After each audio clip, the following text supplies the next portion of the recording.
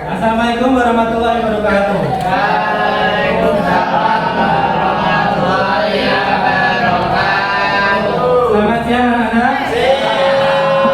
Apa kabar hari ini? Baik. Ada yang ingat pembelajaran minggu kemarin tentang apa?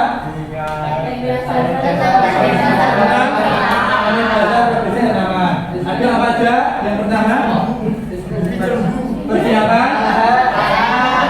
Kedua, pemeliharaan. Dan yang ketiga,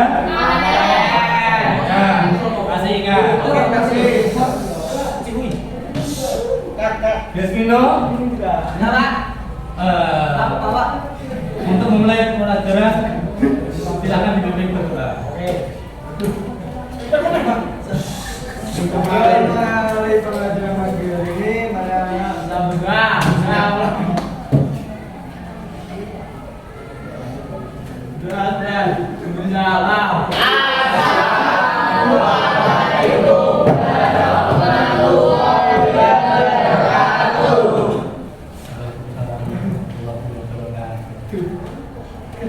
Sekarang Bapak absen dulu. Azhara Mutiara, Bima Adi, Cinta Nur, Desmino, Dinar Akbar, Dia Cakra. Untuk materi pada siang hari ini melanjutkan materi kemarin. Kalau kemarin sampai panen, berarti sekarang mengenai pasca panen. Apa itu pasca panen? Dari pasca itu setelah. Berarti apa saja yang kalian lakukan terhadap produk yang telah kalian hasilkan setelah dilakukan proses pemanenan. Sebelumnya silakan ditonton dulu videonya.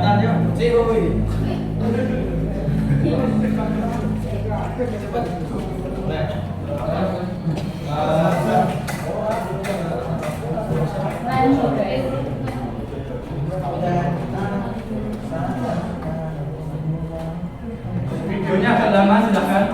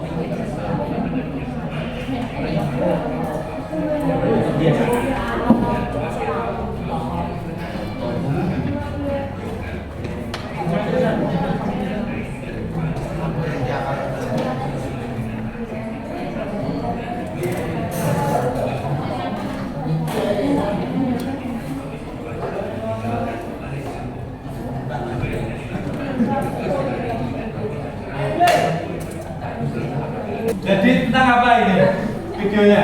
Pasca panen. Contohnya apa tadi? Komoditasnya? Komoditasnya apa tadi? Jeruk. Nah, jeruk dari panen tadi dia kapan? Setelah dipanen. Sebelum di packing. Misal malah habis dari lahan dipanen. Berpanen itu dia pakai. Dan ini kira-kira disortasi dulu atau dibersihkan dulu? Sortasi dulu. Sortasi. Nah, setelah sortasi itu dibersihkan. Setelah dibersihkan, di packing. Setelah di packing, selanjutnya didistribusi. Nah, Bapak mau tanya. Iya, Bapak. Waduh, produk pertanian, hasil pertanian itu ada ciri-cirinya nggak? Misal cabai.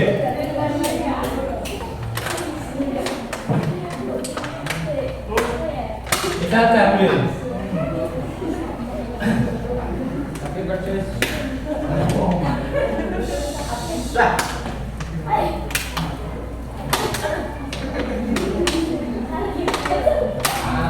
Misal cabai.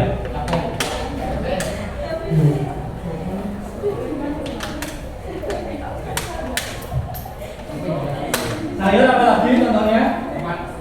Tomat. Nah, misal tomat dan cabai.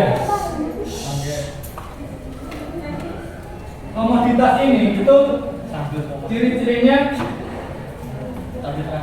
ada di setiap musim atau di musim tertentu aja. Kalian pernah mendengar berita misal harga cabai sekarang tinggi atau beberapa bulan ke depan turun. Nah, ketika harga tinggi, misal harga tinggi itu kira-kira apa penyebabnya? Susah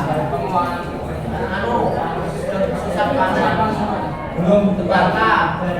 Barang langka. Nah, berarti tomatnya itu langka. Berarti petani belum tidak memproduksi, tidak budidaya tomat, sehingga harganya naik. Nah, berbeda ketika misal satu wilayah kemarin semua menanam tomat, sehingga harga tomat di pasaran turun sampai rendah.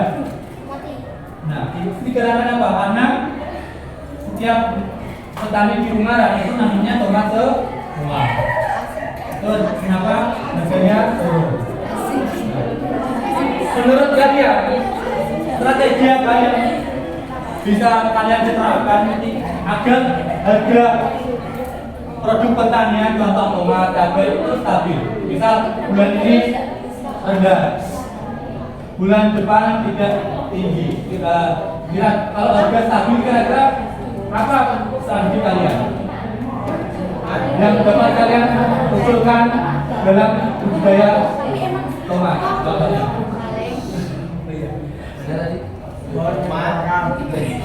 kan mau organik, ada halal, ada rendah, murah.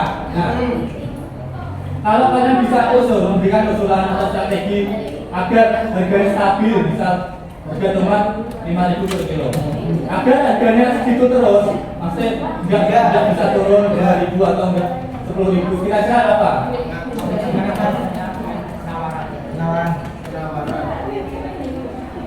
Mengenai proses produksinya, yang kalian ganti apa? Maksudnya kalian ubah tentang apa? Kita ubah konsumen yang sekarang dikatakan tomat kan sudah konsumen, jadi kita bertomatnya itu nggak langsung jadi buah, bisa dijual juga jualnya jadi saus, produk olahan lain. Boleh, tapi yang Bapak tanyakan mengenai tentang itu tadi, dalam proses produksi tanaman itu kan menanam kan? Nah, berarti itu tanaman musiman, ya kan?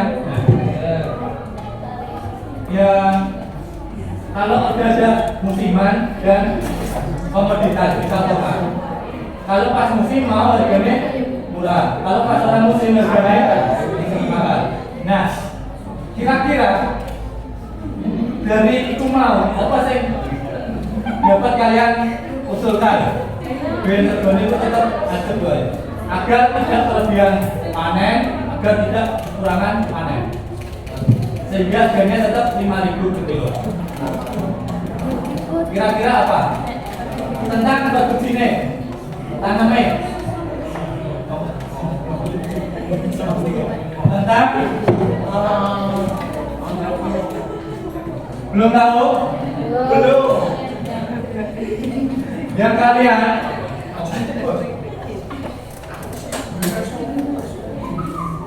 kalian ubah itu musim tanamnya. Musim tanam. Misal, petani di wilayah A mulai menanam bulan November. Petani B di wilayah B bulan Desember. Nah, ini akan kalau berbeda-beda nanti kan waktu panennya berbeda juga kan.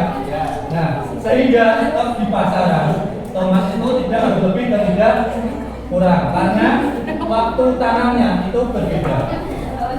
Sehingga dapat tersedia sepanjang waktu. Dapat dipahami? Jadi komoditas pertanian itu banyaknya itu musiman. Misal petani A bulan ini nandur ini, tapi petani yang lain ikut nandur A. Nah, ini yang membuat nanti produknya bakal harganya turun karena stok hasil panennya itu melimpah. Nah, yang dapat diusulkan atau strategi yang dapat dijalankan itu mengenai waktu tanam. Jadi tidak harus sama kalau November semua. Jadi diberi penggal waktu tentang waktu berapa bulan sekali itu petani tidak harus sama waktu tanamnya. Sehingga nanti pada proses panen tidak berlebihan produksi. Sampai di sini Pak. Nah, itu merupakan salah satu sifat dari produk pertanian. Kayak padi juga. Kalau padi musim padi panen, itu kan harganya bisa turun. Kalau masih belum panen, itu kan mahal. Bisa dipahami? Ya. Nah, selanjutnya Bapak tambahkan sedikit tentang greenhouse. Ada yang tahu greenhouse itu apa? Tidak. Nah, kan rumah hijau. Nah, kira-kira itu apa? Pengertian greenhouse itu apa? Apa yang membedakan kalian produksi tanaman di tempat biasa maksud di lapangan? Tidak menggunakan media tanah. Tidak menggunakan media tanah. Itu salah satu contohnya. Nah, tapi kan ada juga greenhouse yang tetap pakai tanah. Kira-kira kenapa? Apa yang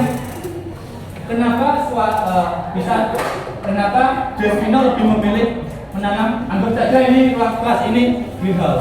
Sedangkan Mas Munawir ini menanamnya di luar ini. Sama-sama menanam apa? Yang Devino di dalam, sementara Mas Munawir di luar. Kira-kira apa yang membedakan? Pertumbuhannya lebih cepat yang di greenhouse. Kenapa?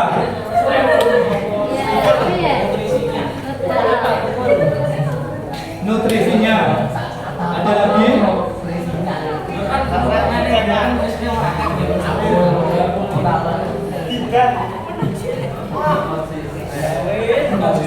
Misal kalau menanam giga itu kalian bisa mengontrol apa aja? Bisa mengontrol air. Apalagi yang dapat kalian kontrol jika menanam di giga. Nutrisi, apalagi ketemu tanaman di luar. Iklim, suhu. Nah, ketika kalian menanam di GH, itu kalian bisa mengendalikan iklim mikro di sekitar tempat tumbuhnya. Sehingga dapat hitung-hitungannya itu lebih pas ketika kalian menanam di luar. Ketika di luar itu kan kalian tidak bisa mengontrol suhu, nutrisi. Nah, kadang kan ada GH yang kalau di sekolah ini kan sudah bagus, maksudnya GH itu sudah tertutup semua. Kenapa? Jadi pengendalian OPT bisa dijaga. Serangga hama itu lebih menyerang yang di luar daripada yang di dalam, karena tidak ada akses untuk masuk. Nah, GEA sendiri ada beberapa jenis. Yang sudah tertutup gini, ada yang mau atapnya aja. Rantangnya itu bisa pakai bambu atau PVC. Tapi yang atapnya cuma plastik UV. Nah, plastik UV itu atau plastik bening atau kaca bening itu digunakan agar cahaya matahari bisa menembus sampai ke dalam. Nah, fungsi dia juga itu untuk agar tanaman hidup di dalam. Itu iklim itu tadi berkaitan dengan suhu agar terjaga.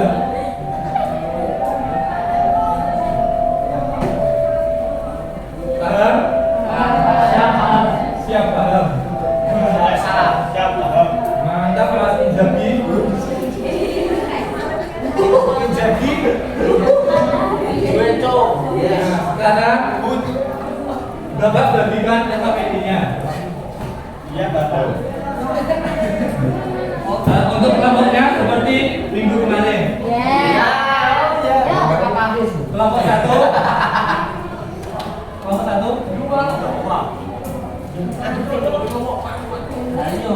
Ayo, ini kelompok kilo kabel. Campur asli semua. Dua. Ini kelompok apa ya? Empat.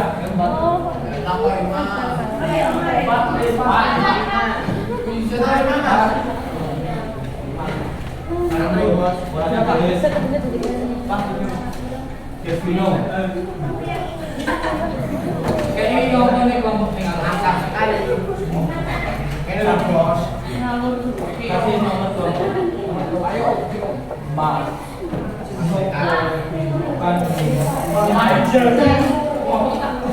Silakan kalian berkelompok lagi.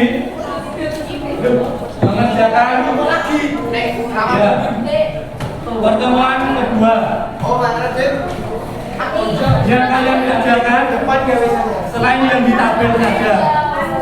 Bukan dia, Pak. Ya.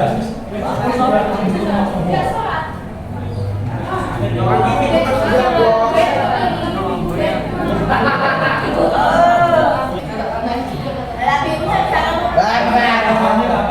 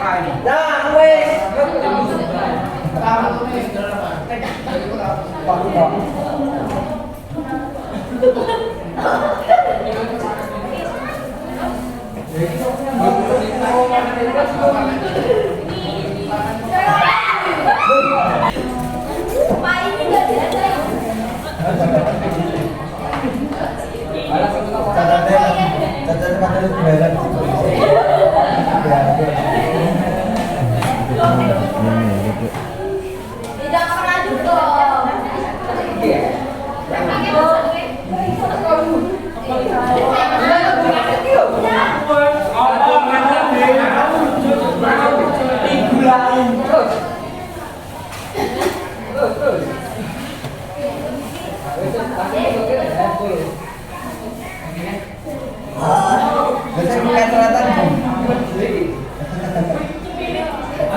Kalian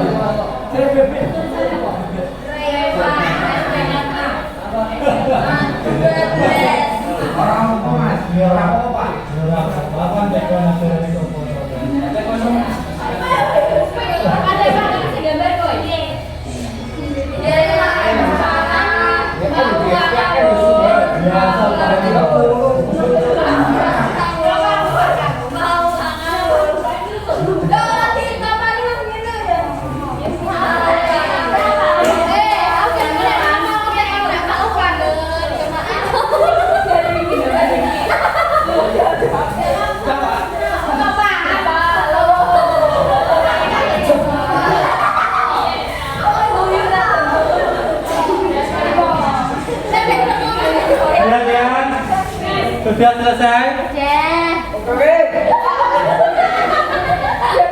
Silakan kembali ke tempat duduknya. Yang maju kelompok 5.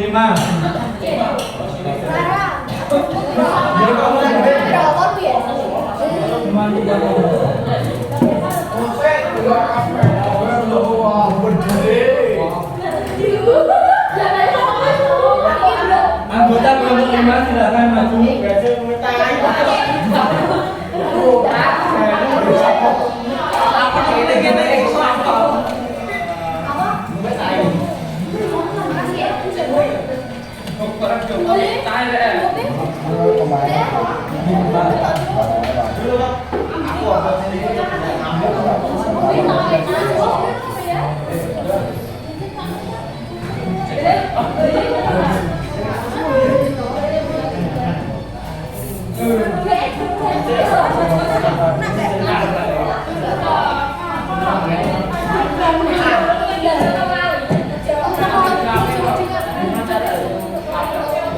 Ayo silakan.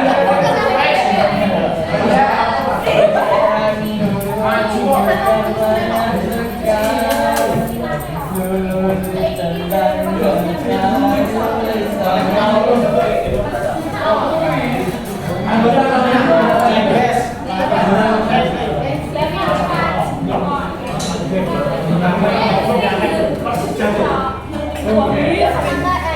Lalu lah ya.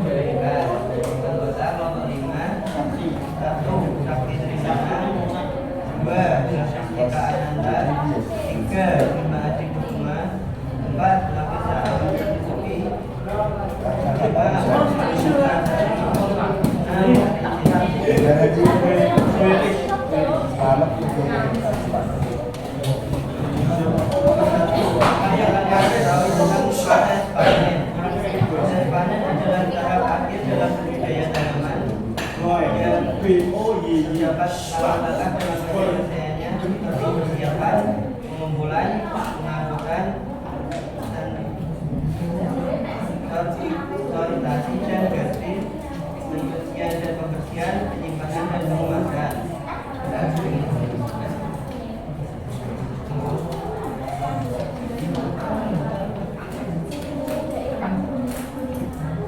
Kemudian dilakukan misalnya penanganan pasca panen, mencegah susu bobot, memperlambat perubahan yang tidak diinginkan, mencegah kontaminasi generasi, mencegah kerusakan jelaskan karakteristik dari batu pertanian yang digunakan berupa beren, bambu, berupa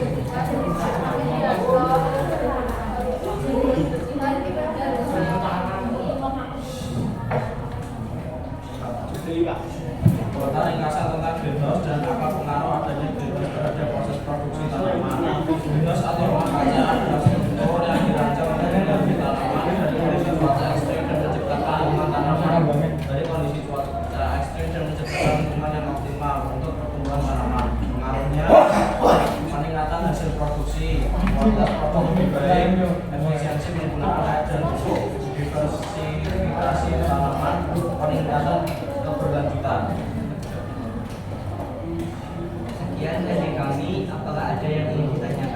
Ada yang ditanyakan? Belum. Baik. Sekian dari kami. Apa ada pengalaman di Google? Oh iya, jangan dia masalah kan pengalaman di game. Mungkin jika ini menanam di greenhouse bisa masalahnya bisa dimulai dari biaya dalam pembuatan greenhouse.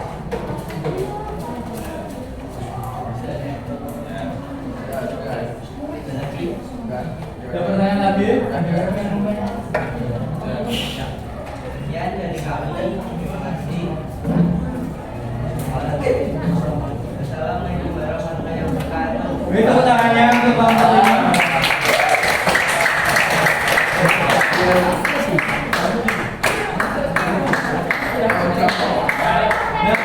APD-nya bisa dimulai.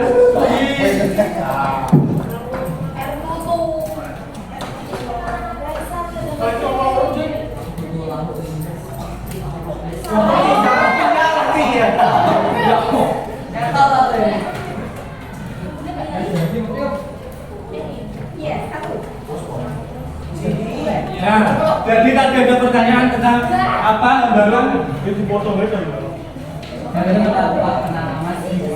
hambatan penanaman di greenhouse. Nah, benar tadi dari jawaban Mas Sapti benar. Salah satu hambatan yaitu yang pertama biayanya mahal. Lebih mahal apabila dibandingkan dengan di lahan terbuka seperti yang di lahan edamame atau di lahan gambut. Karena harus membangun atau membangun suatu tempat yang dilindungi oleh plastik UV agar tidak terkena hujan secara langsung, maksudnya bisa terkendali. Kesimpulan dari pembelajaran 2 minggu ini, ya, keberhasilan budidaya itu tergantung terhadap yang pertama tadi persiapan lahan, terus pemeliharaan, dari pemupukan, pengalihan sanitasi, penyiangan gulma, dan pemberian pupuk atau nutrisi atau dan pengendalian hama. Sehingga ketika tahap-tahapan tadi bisa dilaksanakan secara baik akan menghasilkan produk yang tinggi dan optimal. Sekian pembelajaran pada siang hari ini. Dan yang terakhir ada post test. Bisa di scan lewat HP-nya masing-masing. Silahkan.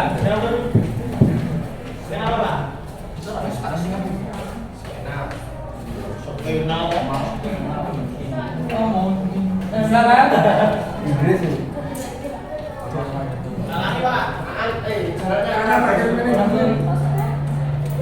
Sudah? Bapak beri waktu dikumpulkan hari Jumat ya, pas pelajaran kembali. Setuju? Setuju. Terima kasih. Jadi nanti Bapak lagi dari Jumat ya. Ya. Sekian pembelajaran kami pada siang hari ini. Bapak minta tolong ketua kelas untuk